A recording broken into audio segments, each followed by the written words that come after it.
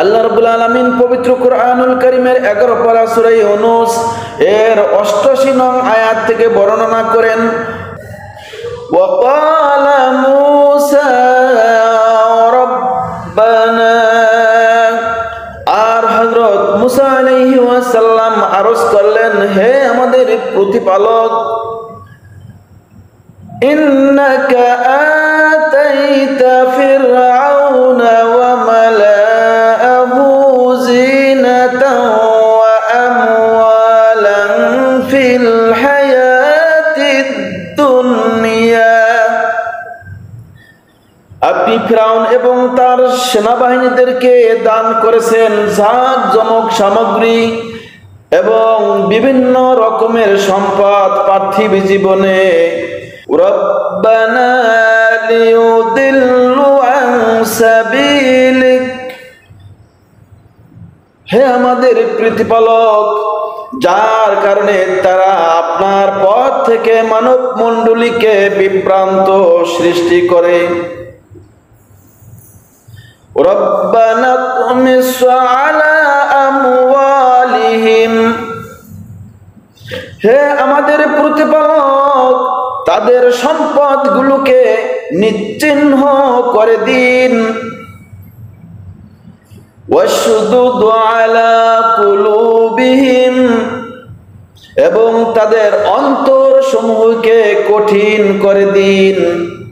ফালা ইউমিনু হাত্তা ইয়ারাউল আযাবাল আলীম, যাতে তারা ঈমান না আনতে পারে এ পর্যন্ত যে তারা যন্ত্রণাময় আযাবকে দেখে নেয়। আমার প্রিয় ভাইরা, পর্দার অন্তরালের মা ও বোনেরা, তাহলে এই আয়াতের মাধ্যমে স্পষ্টভাবে বোঝা গেল হযরতে মূসা আলাইহিস সালাম এবং তার বড় ভাই হযরতে হারুন আলাইহিস সালাম দোয়া করেছিলেন। সেই দোয়ার কারণে আল্লাহ রাব্বুল আলামিন ফিরআউনের সমস্ত সেনাবাহিনীদেরকে সহ নিমজ্জিত করেছিলেন, ধ্বংস করে দিলেন। মূসা আলাইহিস সালাম এবং তার বড় ভাই হারুন আলাইহিস সালাম দুজনে যে আল্লাহ রাব্বুল আলামিনের কাছে এই প্রার্থনা করেছিলেন, সাথে সাথে আল্লাহ রাব্বুল আলামিন তাদের প্রার্থনা কবুল করেছিলেন। আল্লাহ তাআলা 89 নং আয়াতের সাথে সাথে জানিয়ে দিলেন, ক্বালা ক্বাদ উজিবাত দাওয়াতুকুমা, আল্লাহ রাব্বুল আলামিন বললেন যে তোমাদের উভয়ের দোয়া কবুল করা হলো। অর্থাৎ মূসা আলাইহিস সালাম এবং হারুন আলাইহিস সালামের দোয়া আল্লাহ কবুল করলেন। সাথে সাথে আল্লাহ রাব্বুল আলামিন জানিয়ে দিলেন, ফাস্তাকিমা, অতএব তোমরা ধীর থাকো, ওয়ালা তাত্তাবিআনি সাবিল, আর তাদের পথ অনুসরণ করো না, আল্লাযীনা লা ইয়ালামুন, যাদের জ্ঞান নাই।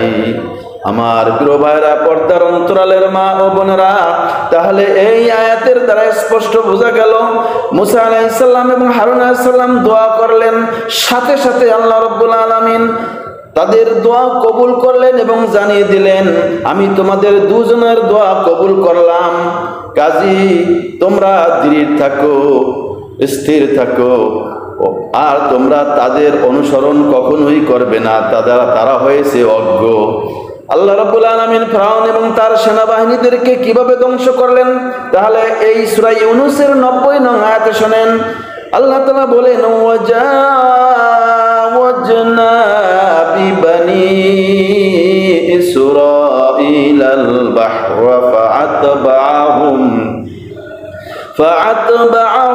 ফিরআউন ওয়া জুনুদুহু বাগিয়াও ওয়া আদওয়া, আর আমি বনী ইসরাঈলদেরকে সমুদ্র পার করে দিলাম।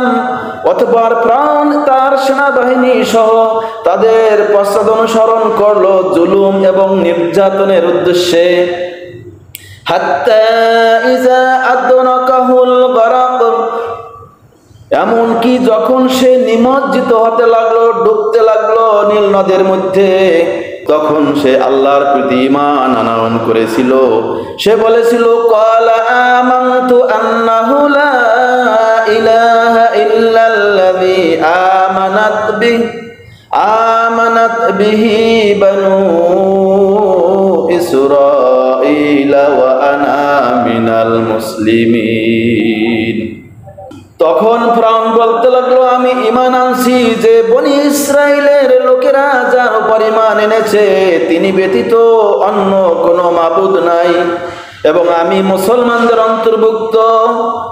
আমার প্রিয় ভাইরা, পর্দার অন্তরালের মা ও বোনেরা, সারাটি জীবন সন্ত্রাসী করেছে, জুলুম করেছে, নির্যাতন করেছে, আর মৃত্যুর পূর্বক্ষণে বলতেছে আমি ঈমান আনছি। তা আবার আল্লাহর প্রতি ঈমান আনা নাই, সে বলছে বনি ইসরাইলের লোকেরা যার প্রতি ঈমান আনছে তার প্রতি আমিও ঈমান আনলাম।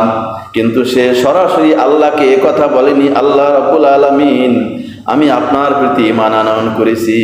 সাথে সাথে আল্লাহ রাব্বুল আলামিন 91 নং আয়াতে জানিয়ে দিলেন, আল আনা ওয়া ক্বাদ আসাইতা ক্বাবল, এখন ঈমান আনছো অথচ পূর্ব মুহূর্ত পর্যন্ত অমান্য করেছিলে, অবাধ্য ছিলে, সন্ত্রাসী করেছিলে, ওয়া কুনতা মিনাল মুফসিদিন, এবং অশান্তি সৃষ্টিকারীদের অন্তর্ভুক্ত ছিলে। কাজী ফালইয়াউমা নুনাজ্জিকা বিবাদানিকা লিতাকুনা লিমান খালফাকা আয়া, অতএব আজ আমি তোমার দেহকে রক্ষা করব যেন তুমি তোমার পরবর্তী লোকদের জন্য উপদেশ গ্রহণের উপকরণ হয়ে থাকো। ওয়া ইন্না কাসীরাম মিনান নাসি আন আয়াতিনা লাগাফিলুন, যেন তুমি তোমার পরবর্তী লোকদের জন্য উপদেশ গ্রহণের উপকরণ হয়ে থাকো। আর প্রকৃত পক্ষে অনেক লোক আমার উপদেশ বলি হতে গাফেল রয়েছে। আমার প্রিয় ভাইরা, এমনি ভাবে যুগে যুগে যারাই জুলুম নির্যাতন করেছে আল্লাহ রাব্বুল আলামিন এভাবে তাদেরকে পর্যায়ক্রমে ধ্বংস করে দিয়েছেন। হযরতে নূহ আলাইহিস সালাম 950 বছর পর্যন্ত দাওয়াত দিয়েছিলেন, মাত্র কয়েকটি লোক ছাড়া কেউই তার প্রতি ঈমান আনয়ন করেনি। সেও কিন্তু আল্লাহ তাআলার কাছে ধ্বংস করার জন্য দোয়া করেছিলেন। আল্লাহ রাব্বুল আলামিন প্লাবন দিয়ে তাদের সকলকে ধ্বংস করে দিয়েছিলেন। আদ জাতি এবং সামুদ জাতি তাদেরকে আল্লাহ তাআলা ধ্বংস করে দিয়েছিলেন। তারাও নবী রাসূলদের প্রতি ঈমান আনয়ন করেনি, মিথ্যাবাদী সাব্যস্ত করেছিল, কেউই তাদের প্রতি ঈমান আনয়ন করেনি, যার কারণে আল্লাহ রাব্বুল আলামিন আদ জাতি এবং সামুদ জাতিকেও ধ্বংস করে দিয়েছিলেন। ইনশাআল্লাহ বাকি আলোচনা পরবর্তী খণ্ডে আসবে। আসসালামু আলাইকুম ওয়া রাহমাতুল্লাহি ওয়া বারাকাতুহু।